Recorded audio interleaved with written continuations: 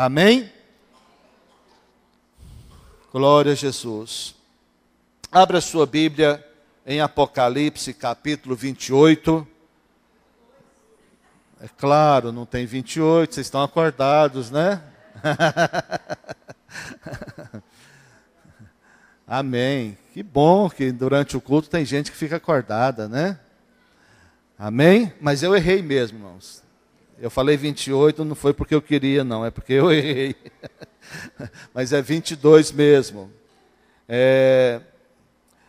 Hoje a última mensagem, o último capítulo da série que nós começamos, no capítulo 19, e hoje o capítulo 22, concluindo assim.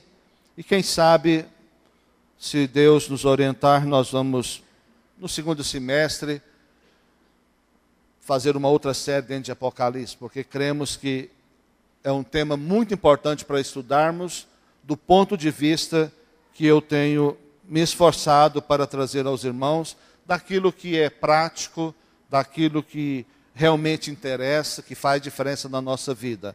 Não do ponto de vista de ficar assim, buscando entender algumas coisas que não são muito compreensível, porque o próprio Deus não permite que seja, não é? A Bíblia é tão clara em dizer que as coisas reveladas pertencem ao homem, mas as ocultas pertencem a Deus. Então eu sou daquela linha que não fica fuçando onde não deve, não é? Porque, como diz o ditado popular do goiano, quem caça acha, né? Por isso muita gente inventa muita moda, certo? E eu quero ser mais simples possível, mas quero também extrair coisas que são práticas para nós. Por isso eu tenho estudado, lendo bastante Apocalipse, ouvindo pregadores que eu admiro, que eu reconheço, que eu confio, e que eu percebo que não estão inventando nada, não estão em especulação, mas estão trazendo revelação daquilo que é possível. Apocalipse, capítulo 22, deixa a sua Bíblia aberta aí. Feche os seus olhos mais uma vez. Pai, em nome de Jesus, nós cremos, Senhor, que o Teu Espírito inspirou esta palavra tão poderosa, como inspirou toda a Bíblia. O livro de Apocalipse também foi revelado pelo Espírito Santo, inspirado, para que nós possamos ser abençoados, fortalecidos e sempre perseverantes na obra do Senhor. Porque sabemos, Pai, que no Senhor o nosso trabalho não é vão, a nossa fé não é vã, e nós podemos e devemos confiar e devemos também, Senhor, perseverar. Por isso, Deus, nos entregamos a Ti nesta hora e pedimos, Espírito Santo, ensina-nos em nome de Jesus. Amém?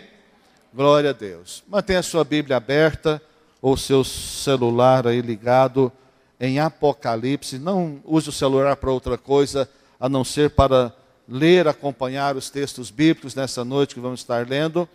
Queridos, no capítulo 21, versículo 8 e 27, esses dois versículos nos mostram que aquilo que vai entrar no céu e aquilo que não vai entrar no céu. Interessante isso, né? Vamos ler. No capítulo 21, só voltando um pouquinho, versículo 8 e o versículo 27. Versículo 8 do 21. Quanto, porém, aos covardes, aos incrédulos, aos abomináveis, aos assassinos, aos impuros, aos feiticeiros, aos idólatras e a todos os mentirosos, a parte que lhes cabe será no lago que arde com fogo e enxofre, a saber, a segunda morte. Versículo 27. Nela nunca jamais penetrará coisa alguma contaminada, nem o que pratica abominação e mentira, mas somente os inscritos no livro da vida do Cordeiro. Amém? Então, nesses dois versículos, expressa tudo que nós precisamos saber, o que ou quem irão entrar no céu, o que e quem não irão entrar no céu. Preste atenção numa coisa. As portas dos céus estão abertas para todos. Diga, as portas dos céus estão abertas para todos. Mas diga, não, mas não para tudo. As portas do céu estão abertas para todos, mas as portas não estão abertas para tudo. Isso é muito importante. Nós sabemos dessas coisas, isso é fundamental para nós. Deixa eu dizer uma coisa. Há duas igrejas, biblicamente falando. Eu não estou falando de denominação, eu não estou falando de religião, eu não estou falando de instituição. Mas dentro da Bíblia existem duas igrejas. Uma igreja é chamada de a Grande Babilônia, e a outra igreja é chamada de a Noiva de Cristo Jesus. Então preste atenção. Nós precisamos saber se nós estamos na Babilônia, ou se nós somos a Babilônia, ou se nós somos a noiva de Cristo. Só isso. A denominação não importa, a instituição não é o mais importante. Mas a Bíblia é clara em dizer e em separar essas duas igrejas. Uma é a Grande Babilônia, chamada de a Grande Babilônia, ou a Grande Meretriz, e a outra é chamada de a Noiva de Cristo. Não dá para a gente explicar essas duas igrejas aqui. Talvez em um outro momento a gente pode explicar. Mas é possível você entender só por essas palavras. Babilônia é o grande meretriz, em comparação com a noiva de Cristo. Dá para você entender a diferença. Não é verdade? Já se pode compreender. O céu é o nosso destino. Mas o céu também deve ser a nossa motivação. O céu é o nosso destino, mas também o céu deve ser a nossa motivação. É muito simples entender em qual contexto nós estamos vivendo, quando nós sabemos quais as motivações que nós temos na nossa vida. O que tem nos motivado? O que é mais importante para nós? As coisas da terra ou as coisas do céu? O que é mais importante? O que edificamos para ficar aqui na terra ou o que edificamos para ir para o céu? Isso faz toda a diferença na nossa vida. Por isso, nessa noite nós estamos concluindo. Nessas noites nós temos estudado sobre este livro tão tremendo que é o livro de Apocalipse. Quero ver com os irmãos alguns aspectos da eternidade agora no capítulo 22, quero ler o versículo 1 ao versículo 5. Do 1 ao 5 do capítulo 22. Então me mostrou o rio da água da vida, brilhante como cristal, que sai do trono de Deus e do Cordeiro. No meio da sua praça, de uma e outra margem do rio, está a árvore da vida, que produz 12 frutos, dando seu fruto de mês em mês, e as folhas da árvore são para a cura dos povos. Amém?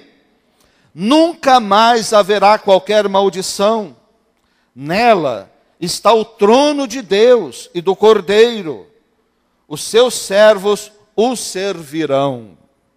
Contemplarão a sua face, e na sua fronte está o nome dele.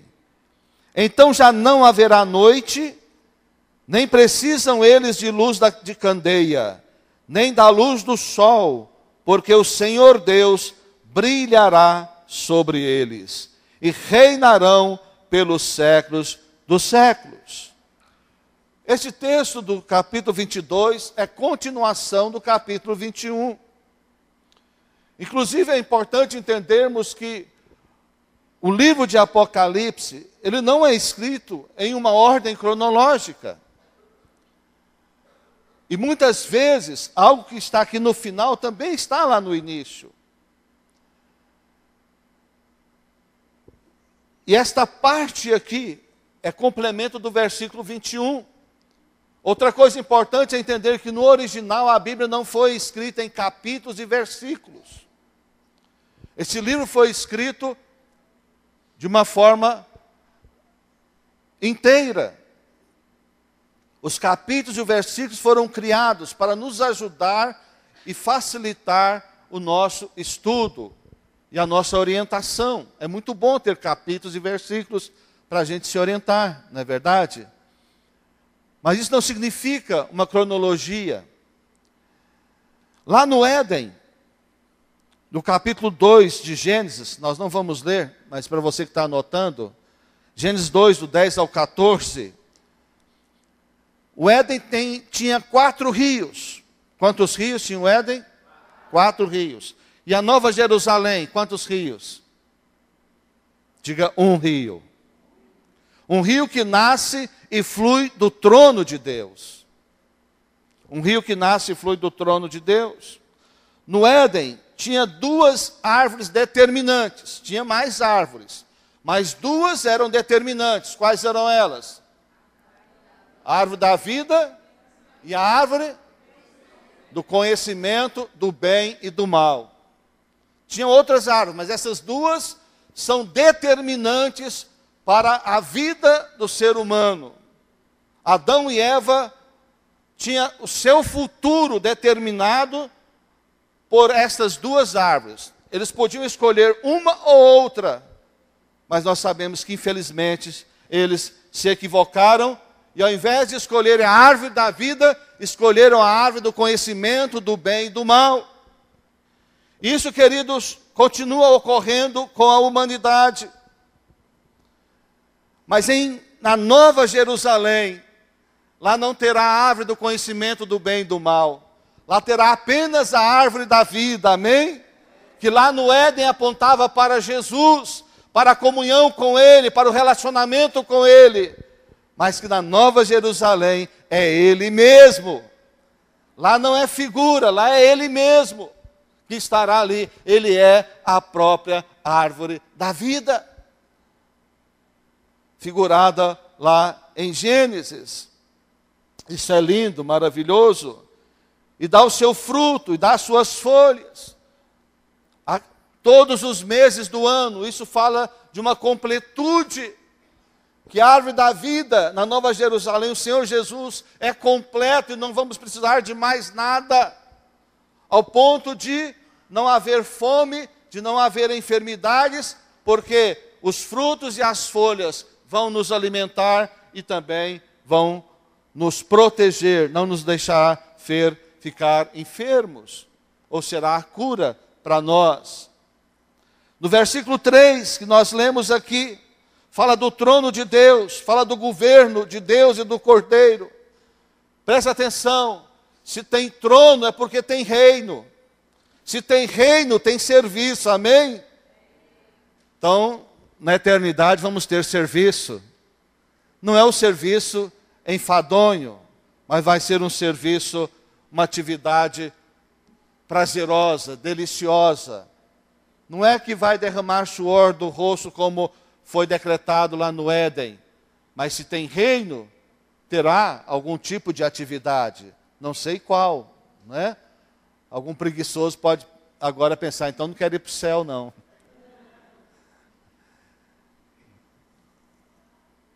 Mas no inferno também vai ter serviço, não é? Vai ter que ficar limpando as unhas do diabo lá no fogo ardente. Ninguém quer ser manicure lá no céu, amém? Glória a Deus, não é? Glória a Deus. Então terá serviços, terá atividade nesse reino maravilhoso, eterno de Deus. O versículo 5 fala que a luz será a própria glória de Deus. Não vamos precisar do sol, não vamos precisar da lua, não vamos precisar de candeia, ou de lamparina, ou de lanterna, ou de luz elétrica. Não! O próprio Senhor será a luz. Amém, meus irmãos? Caminhando dentro do capítulo, caminhando dentro desses versículos maravilhosos aqui, o versículo 6, vamos ler o versículo 6. Disseram-me ainda, Estas palavras são fiéis e verdadeiras. O Senhor, o Deus dos espíritos dos profetas, enviou seu anjo para mostrar aos seus servos as coisas que em breve devem acontecer. Fiel e verdadeira. Fala da veracidade do livro de Apocalipse. Como toda a Bíblia é verdadeira, digna de confiança, de crédito, inspirada como os demais cânon da Bíblia. Não só Apocalipse, mas todo o cânon bíblico, inspirados por Deus. O apóstolo Pedro fala sobre isso, que toda palavra é inspirada por Deus. Essa inspiração não é uma questão só de um fluir, mas é uma questão também de uma supervisão do próprio Espírito Santo. Os homens de Deus usados para escrever estavam sendo conduzidos a fluir em Deus, mas também estavam sendo supervisionados pelo Espírito Santo de Deus. O versículo 7.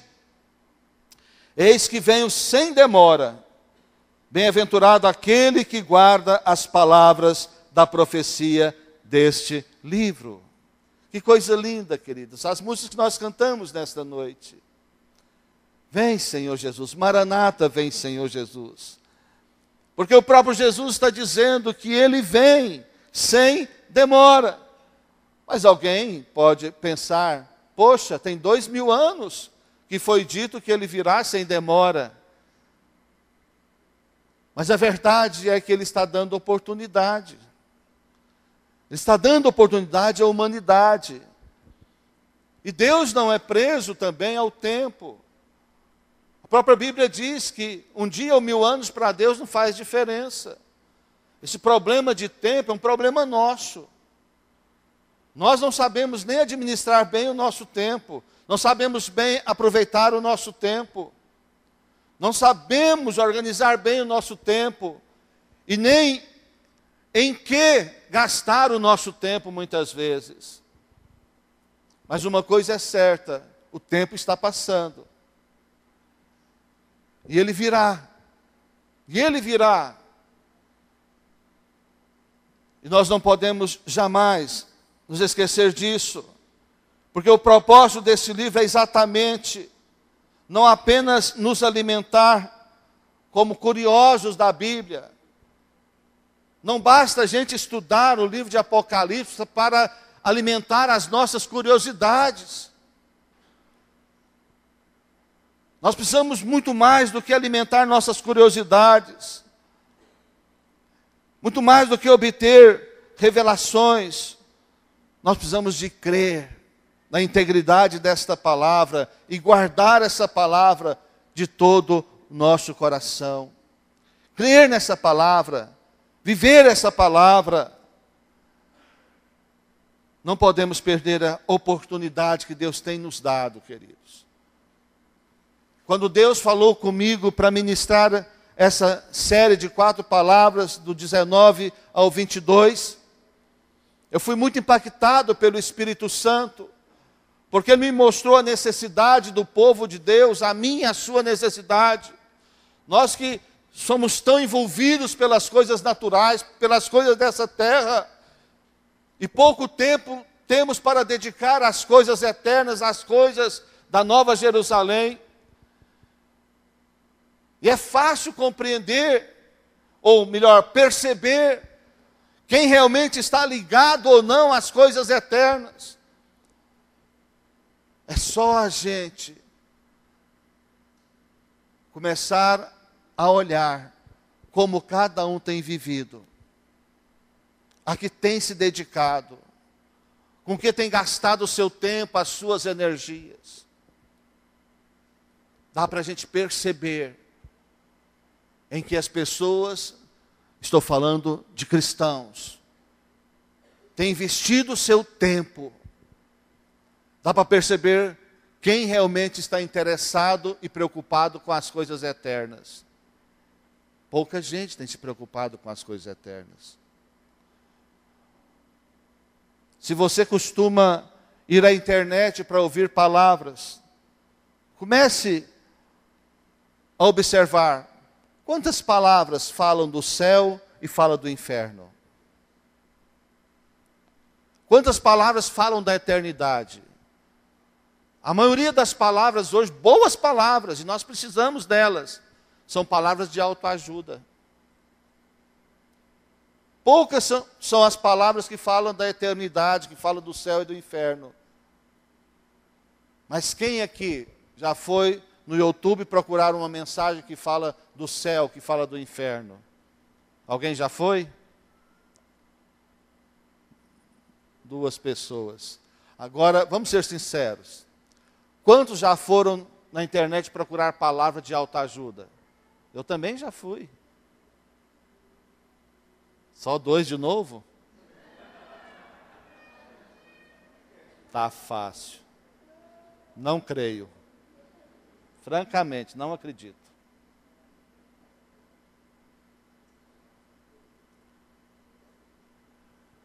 Não está errado procurar palavras de autoajuda, ouvir, ler livros de autoajuda. Não está, irmãos.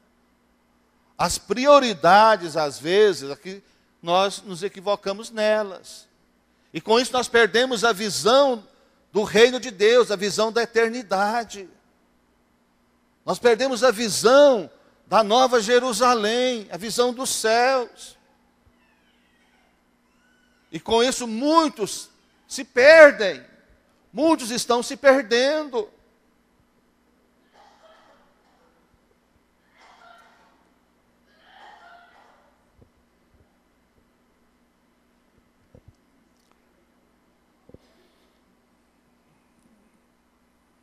Versículo 7 nós já lemos, né? Olha só, queridos. Algumas admoestações finais. Versículo 10. Você está com a Bíblia aberta, amém? Vamos ler o versículo 10. Disse-me ainda, não celes as palavras da profecia deste livro, porque o tempo está próximo. O profeta Daniel, que também é um profeta escatológico, quando ele recebe as palavras, as revelações escatológicas, Deus fala para ele, cele esse livro. Interessante, não é?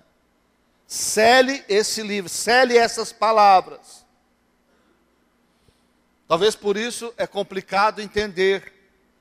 Existem interpretações, mas as interpretações que existem não significam que são verdadeiras, que é aquilo mesmo que Daniel queria dizer. 7 semanas, Daniel, tem uma interpretação. Um tempo. Tudo tem interpretação ali. Interpretação, mas não quer dizer que é exatamente isso que a Bíblia quer dizer. Porque lá está escrito para selar. Deus mandou selar. Selar é fechar, não é verdade? E se está fechado, você já abriu uma carta selada? Já. Mas por que existe o selo? Por segurança. Por segurança. Para lacrar, não é? Para mostrar que tem o tempo certo, a pessoa certa, que vai abrir aquela carta. Agora aqui em Apocalipse, Jesus fala para João não selar. Exatamente o contrário. Não selar é para ficar aberto, para ficar exposto. E queridos, não selar, ficar aberto, ficar exposto, está dizendo, não oculte essas palavras. Fale dessas palavras, ensine sobre essas palavras, fale sobre essas verdades, ensine sobre essa verdade. Tem igreja que os pastores não podem pregar sobre o inferno, não podem pregar sobre o pecado, porque os membros acham que é agressivo falar do inferno, falar do pecado. Mas para que igreja se não vai falar do céu e do inferno? Para que igreja se não vai falar do pecado e da santidade? Não tem sentido existir igreja, queridos. Então não cele, ao contrário, abra a carta, fale, ministre, pregue, ensine. Amém, meus irmãos? No versículo 11, continue o injusto fazendo injustiça. Continue o imundo ainda sendo imundo. O justo continue na prática da justiça. E o santo continue a santificar-se. Esse versículo me chama muita atenção sempre quando eu estou vendo os acontecimentos no mundo atual, na nossa sociedade. E vem o questionamento: por que as coisas têm acontecido desta forma? Por que não há mudança? Por que não há tanta transformação? Porque está escrito, queridos, Deus já previa tudo isso. Isso aqui nos ensina nesse versículo. Não é que as pessoas devem estar desta forma. Não é que o injusto deve continuar fazendo injustiça. Não é que o imundo continue na imundícia. Não é essa a vontade de Deus. Mas o versículo nos ensina algo muito importante. Que a situação da humanidade, antes, durante e após os acontecimentos de Apocalipse, seria desta forma. Uma parte da humanidade estaria perdida e continuaria se perdendo cada vez mais. Uma parte que rejeita a palavra de Deus, a parte que rejeita o sangue de Jesus. Mas sempre há uma parte da humanidade que recebe Jesus, que entrega-se a Jesus, que recebe o sangue de Jesus sobre a sua vida, que recebe o perdão do Senhor. Então, enquanto aquela parte que rejeitou continua no pecado, a parte que recebeu Jesus, que creu na sua palavra, deve ter outro comportamento, que é o comportamento de se santificar cada vez mais. Então isso acontece antes do livro de Apocalipse, durante o livro de Apocalipse, e vai continuar acontecendo e sendo também depois. Mesmo na eternidade será assim. O santo continuará santo e o imundo continuará imundo. É isso que a Bíblia está nos ensinando. Não importa o tempo, o que faz a diferença é a decisão. Agora, a oportunidade de tomar decisão, de se comprometer com Cristo Jesus. Mas depois da morte ou do arrebatamento da igreja, não terá mais esta oportunidade. A decisão é agora, não é? A decisão é agora. Quando a gente está assistindo algum programa de televisão que fala de alguém que é uma boa pessoa que morreu, não é? O que os apresentadores falam? Falam assim, não, mas ele está com Deus agora, está em um bom lugar. E ele pode saber que você não está vendo ele, mas ele está olhando por nós, ele está cuidando de vocês. Ô mentira esfarrapada, não é? Que alguém morreu e foi para o céu e agora está cuidando das pessoas que estão aqui. Se você crê nisso, deixa de crer, porque você está enganado. Se foi na religião que você aprendeu, a religião te ensinou errado. É mentira. A decisão tem que ser tomada agora. Às vezes as pessoas acham porque morreu agora vai para o céu. O destino de todo mundo que morreu é ir para o céu. Não é. Só vão para o céu aqueles que a Bíblia diz que vão. Existe um critério para ir para o céu. Existe critério para a salvação. Amém, meus irmãos? Então, conforme as pessoas se encontram no dia do juízo, elas vão continuar. Não é? Então veja bem no versículo 12. E eis que venho sem demora, e comigo está o galardão, que tenho para retribuir a cada um segundo as suas obras. Haverá um juízo. Preste atenção nisso. Esse juízo agora não é um juízo para a condenação. Alguns já estão condenados e outros já estão salvos. Mas Jesus disse: o galardão está comigo. Traduza galardão por recompensa. Recompensa segundo as obras, segundo o comportamento, segundo aquilo que fizermos aqui. Por isso vale a pena investir nas coisas eternas. Tudo que você faz aqui na terra, que não te acompanha para a eternidade, vai ficar aqui. Você vai desfrutar enquanto aqui está, ou vai deixar para alguém. Mas aquilo que você edifica do reino de Deus, que vai para a eternidade, você está levando consigo para a eternidade, para esse julgamento, e lá você vai ser recompensado. Amém? Lá você vai ser recompensado na eternidade, no reino eterno do Senhor. Glória a Deus. Então invista na Nova Jerusalém. Invista na Nova Jerusalém. Não basta investir nas coisas terrenas, porque elas ficarão. Versículo 13. Eu sou o Alfa e o Ômega, o primeiro e o último, o princípio e o fim. Jesus está afirmando aqui que Ele é o centro de todas as coisas. Jesus está afirmando que Ele começou todas as coisas e Ele vai concluir todas as coisas. Que Ele tem competência. O versículo diz que Ele é competente. Que cabe a Ele realizar isso. E só Ele pode realizar estas coisas. Só Ele pode dar fechamento à história da humanidade. E todo fechamento será de acordo com a sua palavra. Não será de acordo com as crenças que o ser humano tem. E muitas vezes nós vemos as pessoas dizerem: ah, eu penso desta forma, ou eu acredito assim. Ora, se o que nós acreditamos ou pensamos está contrário ao que a Bíblia diz, não tem valor.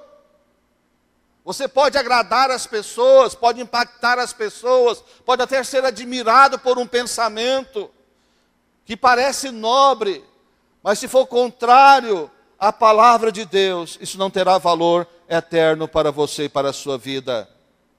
Jesus é o centro de tudo. Amém? Versículos 14 e 15. Bem-aventurados aqueles que lavam as suas vestiduras no sangue do Cordeiro, para que lhes assista o direito à árvore da vida, e entrem na cidade pelas portas. Fora ficam os cães, os feiticeiros, os impuros, os assassinos, os idólatras e todo aquele que ama e pratica a mentira. Repito, as portas estão abertas a todos, porém não a tudo. Amém? Diga, as portas estão abertas a todos, mas não a tudo. Importante, queridos, entendermos isso. Precisamos saber essas coisas, para termos cuidado de nós mesmos.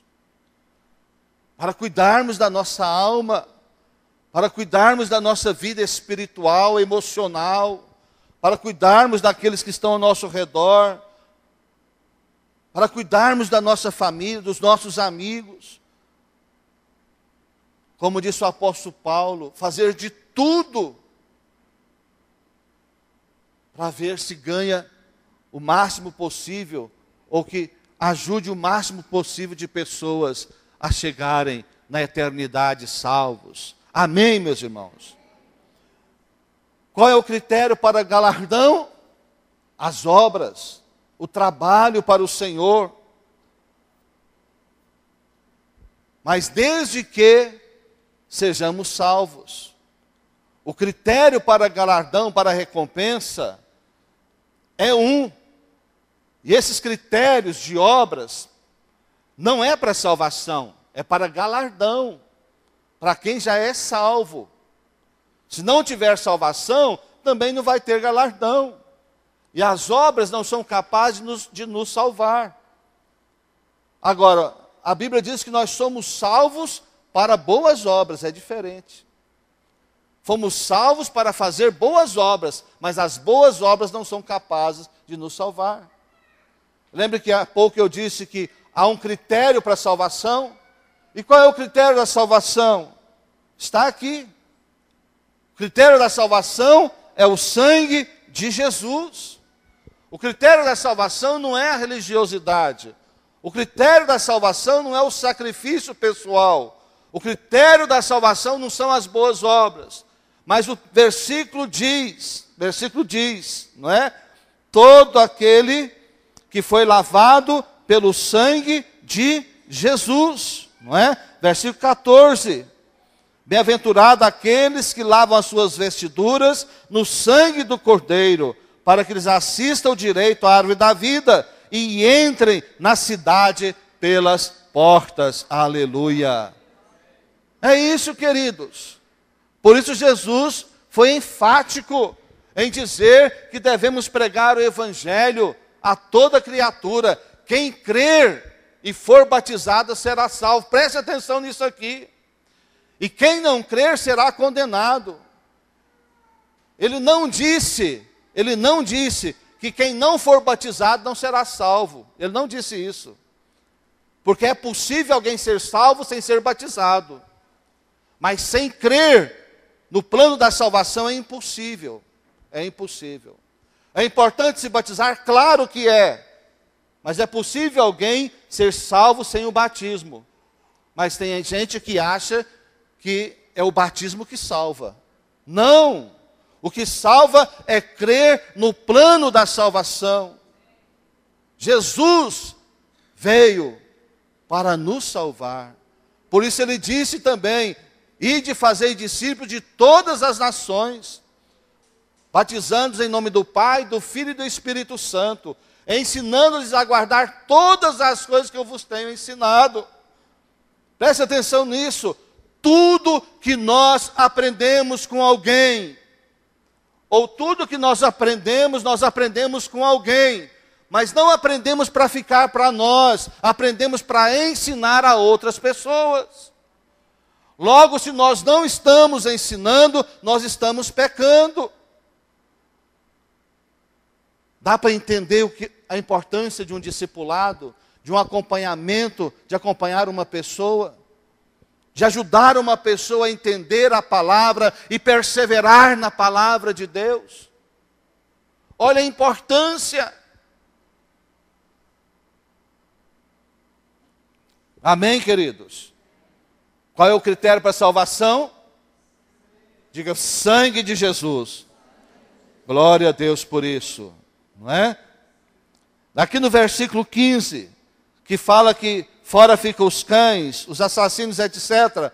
Preste atenção nisso aqui. Aqui são dois tipos de pecados. Tem dois tipos de pecados aqui. O pecado espiritual e o pecado moral. O pecado espiritual é o pecado contra Deus. Por exemplo, a feitiçaria, a idolatria, são pecados contra Deus. E quem pratica estas coisas não vão entrar no reino de Deus. Mas tem o pecado moral também, fala da impureza, fala da mentira. Está falando do caráter.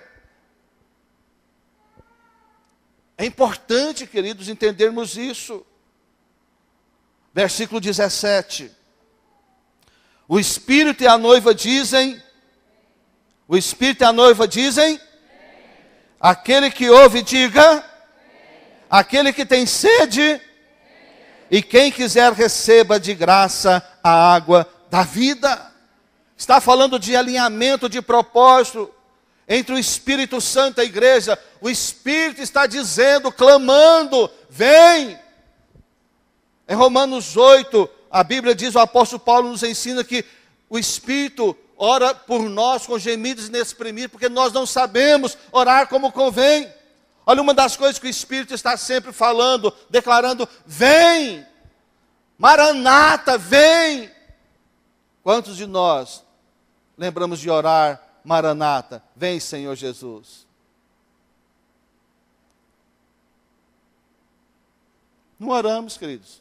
Nós oramos, vem dinheiro, vem saúde, vem felicidade, vem isso, vem aquilo, ou não. Mas vem Senhor Jesus, praticamente não temos orado, queridos. Mas nessa noite, nós precisamos de clamar, vem aprender a orar, vem Senhor, nos alinhando ao coração do Espírito Santo de Deus. Amém, queridos? Através daquilo que nós falamos. E para concluir, queridos, versículo 18 ao 20. Eu, a todo aquele que ouve as palavras da profecia deste livro, testifico, se alguém lhes fizer qualquer acréscimo, Deus lhe acrescentará os flagelos escritos neste livro. E se alguém tirar qualquer coisa das palavras do livro desta profecia, Deus tirará a sua parte da árvore da vida, da cidade santa e das coisas que se acham escritas neste livro. Meus queridos, esse livro termina falando coisas muito sérias, muito importantes para nós. Eu vejo aqui a responsabilidade das interpretações. Como devemos ser responsáveis em interpretar, em estudar, em falar sobre as coisas de Deus, sobre a palavra. E há dois inimigos muito sérios contra a palavra de Deus. A palavra de Deus tem dois inimigos básicos. Um é o liberalismo. O que é o liberalismo? É aquele que diz que não se deve crer em toda a Bíblia. Que muitas coisas na Bíblia podem ser retiradas, podem ser removidas. E dizem que a Bíblia não é a palavra de Deus, que ela apenas contém a palavra de Deus. Diga para o teu vizinho, a Bíblia não contém a palavra de Deus. Ela é a palavra de Deus. Amém? Não somente contém, ela é a palavra de Deus. Isso é um inimigo, o liberalismo é um inimigo. Em dizer que a Bíblia é cheia de mitos. Não é verdade. Mas também o misticismo é terrível. O misticismo é um perigo contra a palavra de Deus, é um inimigo. Por quê? Porque o misticismo, ao contrário do liberalismo, o misticismo não tira nada da Bíblia, mas acrescenta. E começa a inventar coisas. E começa a interpretar a Bíblia conforme a sua maneira de pensar, ou conforme as suas experiências. Eu sei que as experiências são importantes, mas nós temos que ter muito cuidado com as experiências. Não podemos fazer de experiências doutrinas. Amém, meus irmãos? Não se faz de experiência doutrina. Isso é muito sério.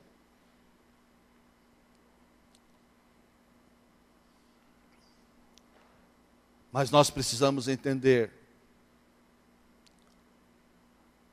No dia da feira aqui, Feira da Luz, estava sentado ali naquele banco de cimento e duas meninas adolescentes aproximaram de mim e perguntaram: pastor, é pecado fazer tatuagem? Olha só que pergunta que faz para a gente.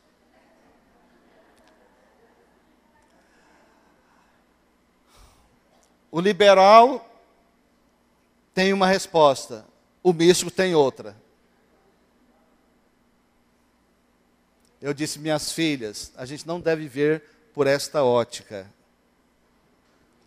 Porque para uns não tem nenhum problema, para outros é demônio encarnado. Não é? Então, ambos estão equivocados. Não vou pregar sobre tatuagem, amém? Não é por aí. Não é por aí, queridos. Eu disse, vocês são lindas, são muito jovens, vocês não podem tomar uma decisão agora, porque depois vocês podem se arrepender, aí vocês vão ficar feias, né? Não falei feias não, né? Quis falar assim, mas não tive coragem não. Falei, vocês vão ficar depois com dificuldade, com problema. Espere a maioridade pelo menos. Converse com seus pais, não tenha pressa, não é? Então, tentei dar um conselho ali, que estava o tempo curto, não deu para expressar muito bem, mas nós temos que ter cuidado. Então, o liberalismo ou o misticismo, ambos são terríveis, mas o misticismo acrescenta, por causa de alguma experiência que teve. Eu já contei para os irmãos aqui que uma vez que eu fui num seminário de batalha espiritual, no tempo que a Valnice Milhomes tinha pouco tempo que estava no Brasil, isso foi acho que em 92, né? Muita gente que nem nascida não era, meu Deus do céu. Né? E fiquei hospedado num hotel que estava hospedado outros pastores, que tinha trazido outras pessoas também com ele, e resolveram batizar uma jovem no mar. A gente estava na praia de Boa Viagem, mas eu nem lá não fui, viu, irmãos? Fiquei do lado de cá. Tá? Não seria problema ter ido também, né? Mas aí me chamaram, pastor, vamos lá nos ajudar a batizar essa jovem? Eu falei, então vamos lá. E eu fui lá ajudar a batizar essa jovem.